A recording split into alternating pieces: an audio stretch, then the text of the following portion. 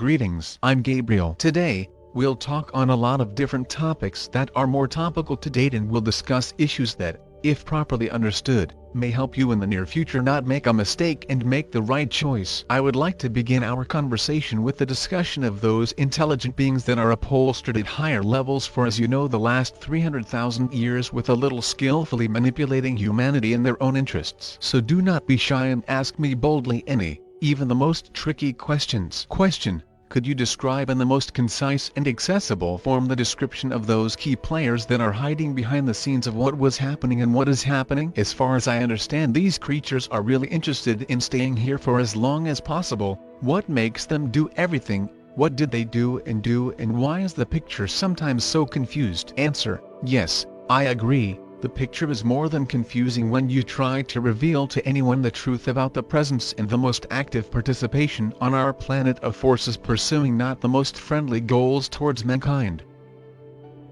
Here you can tell about so many that if we had the time and opportunity, our conversation would have been as large as possible, and possibly even more than everything that I told before. Many people still find it quite difficult to cope with the idea that there is a different mind and many other levels of being, besides that on which you are. However, this is not surprising. The Brotherhood did a very good job with the people of this planet in the last few thousand years after the Atlantic civilization, and convinced the majority that there is nothing real except for people other forms of life. However, as I hope you have already realized, this is not so, and you are surrounded literally by thousands if not by millions of representatives of other higher levels. The idea that people on this planet are the only form of intelligent life in the galaxy or even in the universe is as absurd as the statement of the simplest microorganism living on a grain of sand in the middle of the savannah or in the moss in the middle of the forest that it is the only form of life in this place.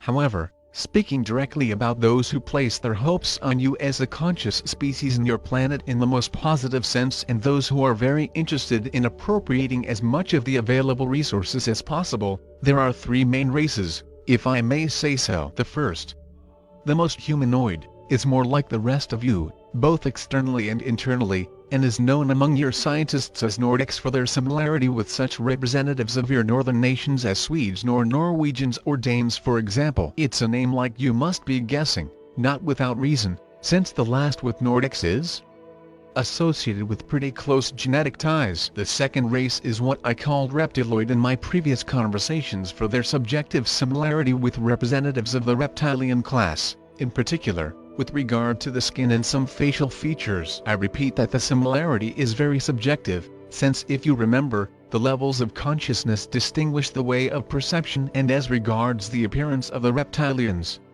well, for this level, this comparison seems most appropriate.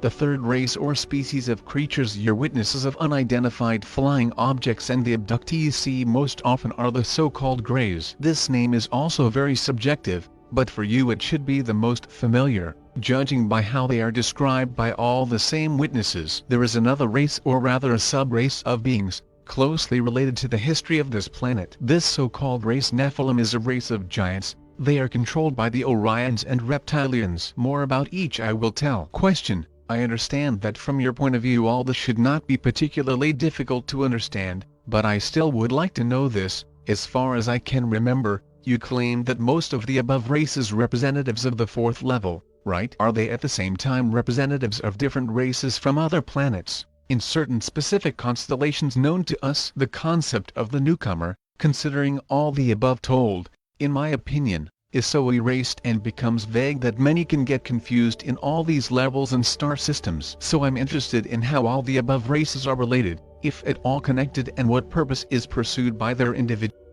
representatives. Answer: I understand that it should be very difficult to try to combine all the information received, but I will try to explain it as much as possible. I must warn in advance that some part of my explanations may seem rather straightforward, but I just try to be extremely frank, that's all. So, as for how to understand the term alien, I agree that, given everything I said above, this term is more than vague, and if you consider that people themselves are not the indigenous inhabitants of this planet, you can easily christen us aliens and us. In addition, I do not like this term very much, and I would suggest calling those who communicate with you, according to the level they occupy and the place where they came from, without attaching one big label to all. So, the race known to you as Nordics. Its typical representatives are, for example, the inhabitants of several planets in various stellar systems located on the 4th level in the constellation of the Pleiades and Orion. I would like to make a reservation that those who are on the 4th level with the Pleiades cannot say much. As far as I know, to me, in the evolution of the people of this planet, they did not take such an active part as, for example, all those the same inhabitants of systems in the constellation Orion of the 4th level. I do not deny that the representatives of the Pleiades are serious, actually communicate with some of the people now, and even have bases on this planet, pursuing their goals. But much more important for you would be to learn about representatives of the constellation Orion of the 4th level as typical representatives of this race, so how exactly your past, present, and future are related to them. At least that's how it is now. Orions as typical representatives of the 4th level, related to the race of Nordics, really inhabit a lot of planets in the various star systems of this constellation. They are our genetic creators and, accordingly, our ancestors. They occupy only the 4th level and have tremendous intellectual and scientific potential. It is well known that all the civilizations in the constellation Orion are roughly divided into two approximately equal parts, the Union of Orion and the Federation of Orion. Representatives of the first tend to constantly expand their power, because they firmly believe that this planet uniquely enters their empire as one of the once colonized worlds, while the representatives of the second predominantly adhere to the views of cooperation, of mutual aid, of non-interference, of the unity of all being and equality, and stand behind those of our ancestors from the lost planet who also adhered to similar philosophical views. In one of the conversations I have already talked about how the creation of various human races occurred, and should add that this planet and the one with which the Aryas or the Santequians came and that died about 80,000 years ago were not the only heavenly bodies on which the Orions sowed intelligent creatures created by them. In the constellation of Orion, Scorpio, Taurus, and throughout our galaxy so far, if we take time relatively, there are literally tens of thousands of planets populated by an intelligent life with the direct participation of the Orion creators on both sides. Naturally, all of them are at a different level of evolution and past their stages of history. In the meantime, I will say a little more about the representatives of the 4th level from Orion. They absolutely do not differ in any way from people, except that they have a rather impressive growth of up to 3.5 meters on average, an athletic build, and their skull is larger in volume than that of the current person. In terms of the structure of DNA, they have additional threads and genes that most modern people do not have, and their cells are not subject to such rapid aging. They also have many superpowers, like, for example, levitation, teleportation, telekinesis, materialization, telepathy, foresight, and the ability to create portals for moving between dimensions and levels solely by the power of their mind. That is, for you they are practically living Superman, or how you truly noticed this, gods of myths and legends in the flesh. Because of their slightly different DNA, they can live up to 2100 Earth years maximum, being constantly on the 4th level, while their lives are shortened in half if one of them decides to live his life on a planet with the same characteristics as the Earth. Do you remember that during the last transfer of about 309,000 terrestrial years ago, those races of people that lived on the planet lost most of their DNA potential and many threads, which deprived them of various additional opportunities, tied to this 3rd level? Aryas, or Santequians, who lived on a subsequently lost planet, did not suffer the devastating effects of the reptoids, which led the rest of the people on Earth to lose the majority of their DNA strands and therefore kept untouchable all those abilities and physical characteristics that they were originally given by the Ornians. From here comes the possibility of Atlantorians and Hyperboreans to manifest the so-called super abilities and to be the keepers of advanced knowledge. They were not better, they were just different. But, one way or another, as will become clear below, this particular genetic proximity more than other races to the first creators of mankind has emerged as a kind of sideways both for the Atlantori themselves and for all other inhabitants of this planet. Question: I would like to know if there is any connection between the Ornians, the reptoids and the Greys. Do they work individually, if I may say so, or all together? And of course, as you were going to tell or remind of other races and their special characteristics. Answer: to better understand the current situation, You need to try to make a small analogy with those levels that are below you and remember exactly how you interact with them. When you understand this, you will become extremely clear about the situation in which people today are for the most part unaware of such manipulations. Part of what people do with representatives of the first and second level should lead you to the idea that approximately the same with you do and those who are as much advanced as you advance your hamster or kitty. The man in his arrogance believes that he is a kind of crown of the food chain, not suspecting that this is not so. But more on this later. So, reptoids or reptiloids. I will say again who they are, where they came from and what they need here. The race of beings that has in its appearance the subjectively similar features of reptiles and humans stands on the fourth level and inhabits the three most famous places in this galaxy, namely, a pair of planets, both in the Rigel system and in other systems in the constellation of Orion. In total about 6, the Zeta Ceti system. Not less than 3 planets out of the 7 available there and a couple of planets in the Alpha Dragon system. This is a very cunning, calculating, presumptuous, extremely selfish race, whose representatives do not know the concept of love or any other emotions, since they spend all their time in the company of their own kind, and therefore of the same pompous, stale snobs as they themselves. There is an extreme degree of patriarchy and sociopathy in their ranks, since every downstream member of their society is ready to do anything, just to get to the top even if walking on their heads. These bad qualities, they more than passed on to some people almost on this planet at the time of the fall, as well as to their offspring, governors on this planet, turning it from a place of eternal bliss into a total hell. In every way they resist any development up the spiral of consciousness and are determined to stay where they are now. The planets they inhabited are in those points of the Milky Way space, which belong to the fourth level, and therefore all the realities of the third level for them do not represent special difficulty or obstacles. That is, moving to any point in time-space. For them, the process is quite natural, since, being at their level, they are beyond the illusion of the three-dimensional time in which you are now.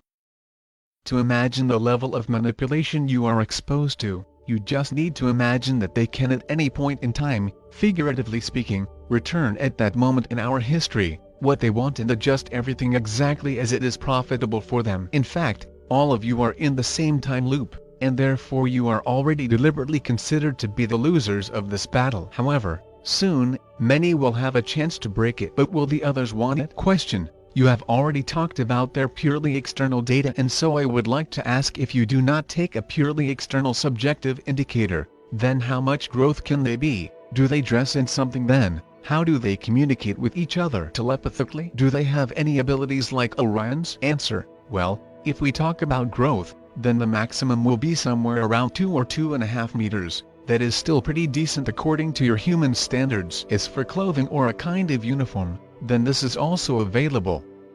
They are dressed in extreme restraint, in mostly dark gray or dark blue tones. They wear, as a rule, something like a military uniform, which, for example, you could see on various kinds of dictators of our time. They keep on talking telepathic or very rarely verbal, very reserved, I would even say arrogantly, looking at everyone from the top down, both in the literal and figurative sense of the word. When they go, they keep themselves extremely harsh, as once the kings of medieval Europe, I would even say gracefully, with great dignity. A curious detail, but for some of them, there are some kind of tails like desert lizards and even small wings. Also, some have on their heads a kind of protuberances, something like a bump in the form of a mohawk, although not at all. As far as I know, they do not possess the capabilities, and they are not actively used, at least as Orions do, but they do not really need it in principle. Considering that their brain works on average more than 1,000 times as efficiently as human, you can understand that a cunning and clever race like them, who created a technique for you, which you are still very, very far, managed to conquer more than one three-dimensional civilization and does not need any abilities. Below we will touch on what technical abilities they have, but for the time being I will only say that they act, as a rule, by deception and technology, being a brilliant strategist by their type. If you want to imagine the image of an evil genius, then this is precisely this race. They do not want to concede a single inch of their possessions and will go to any desperate measures, without reckoning with anyone and with anything to achieve their result. This is a service of the ego in the extreme degree of its manifestation. Question: as you said, I remembered that for them the primary purpose is to use the planet and people as a living resource. Could you remind a little about this and tell us a bit more about this aspect? Answer: of course. Yes, this is true. Reptoids as creatures, the most that on is insatiable energy parasites. Do you remember what I said about the fact that in order to imagine the situation in which humanity has turned out now, do you need to imagine how the people themselves deal with the inhabitants of the first and second levels? So to this analogy, I'll come back more than once. How do you look at your livestock, your pets, your experimental hamsters and guinea pigs, and all sorts of pests such as cockroaches or rats? Keep in mind they occupy the second level, and you are the third. That is, you are in approximately the same relationship with them, that with you and the reptoids themselves. They look at people the same way. Part for them, just a nutritious resource. Most, of course, energy, although physical absorption is not so rare, especially since it was in antiquity. The other part is not suitable for them even in food, and from them, just like you are from your house pests of insects and rodents, they dream of getting rid of for quite some time. In the three-dimensional sense of the word, they also need metals that are so rich in your planet, and in particular copper, gold and silver. In a word, collectively, they are something like a leech, which enslaves the body of the owner and drinks all the juices from it, for the time being. Given that they are masters of time and matter and are beyond the scope of your illusion of time, you would be interested to know that they originally appeared on the planet about 75,000 years ago on Earth time, and having evaluated the circumstances at that time, decided to anchor this time span from one transition to another, appearing on your planet even earlier, namely, 309,898 years ago. Speaking on the scale of the three-dimensional time on the eve of the last transition from one level to another. Here they were able to successfully knock down the true path of then making mankind, making him make the wrong decision, according to which, once succumbing to the temptation to experience the sensual pleasure they had not known so far, all without exception, people living on the planet were trapped in the reptoids and doomed themselves to all sorts of manipulations from higher beings.